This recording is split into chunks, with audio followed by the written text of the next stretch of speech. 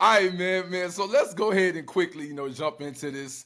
We got some breaking news today. All right. We were all expecting to get on February 17th, Tyson the Gypsy King Fury versus Oleksandr Usyk. Right? It was supposed to be the big showdown for the true kingpin of the heavyweight division. They would have had all the straps all at once. Now, today, we got a pic of a cut over Tyson Fury's eye, and it's been met with a lot of skepticism from a lot of people. Now, it does look like a real serious gash, but fellas, tell me, man.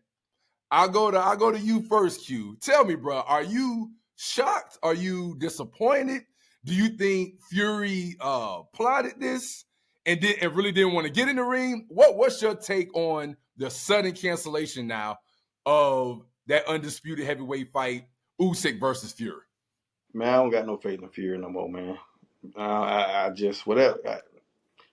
I don't really think he want to fight Usyk, man. I don't think he feel it. I don't think he got it like he had it, man. I think after my man, after Francis Ngannou, after to me that embarrassing showcase, you know what I'm saying, and take nothing away from Ngannou. Ngannou is different.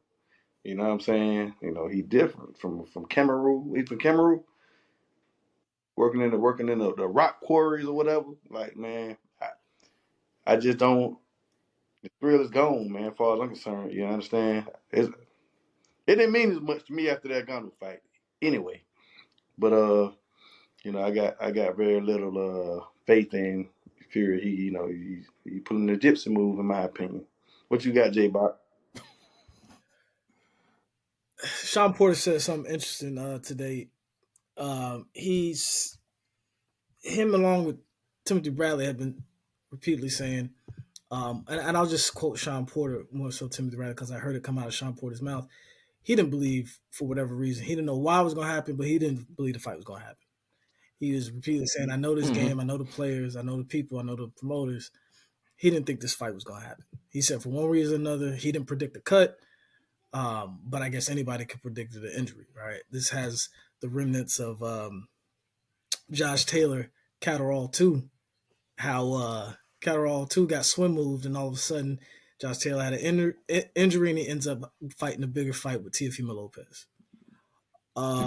This has that smell. Of course, you can't. I mean, injury like that, eye cut like that. Of course, you got to postpone the fight. But from what I'm hearing, it's canceled.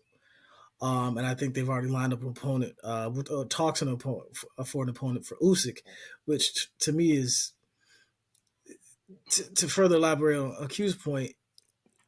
Usyk came off a questionable fight with Daniel Dubois, which a lot of people thought he should have been counted out, and Daniel Dubois should have been walking away with the belts. Then you got Fury coming off that performance against Ngannou.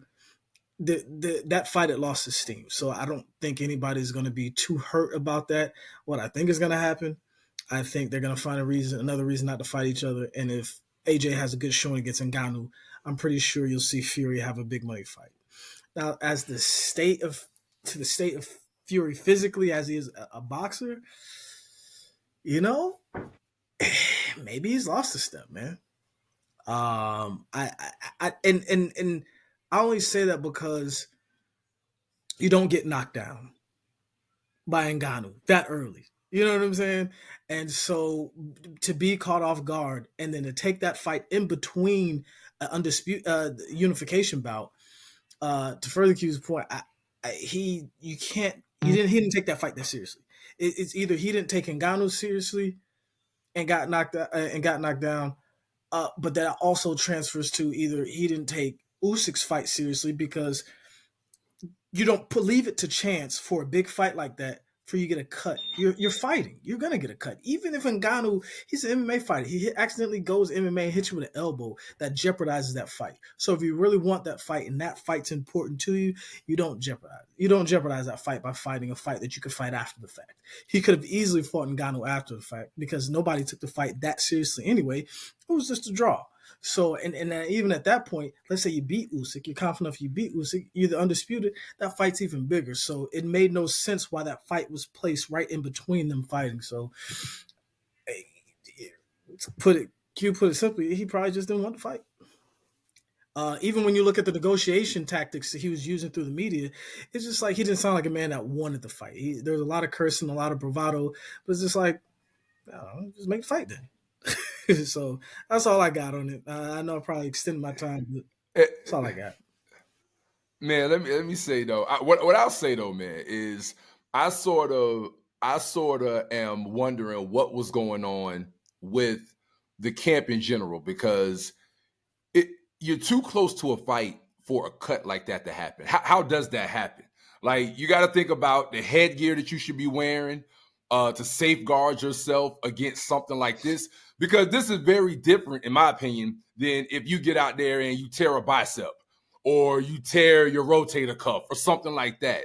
But to get, when you got headgear and all these different defensive things that you could wear as you're training, I mean, to me, this was a lot of negligence on the part of Fury to allow himself to get gashed like this in sparring, man. So I'm a bit disappointed, man, that Fury allowed this to happen in this manner. And so, man, we'll see what ends up transpiring, man, later on down the line, man. But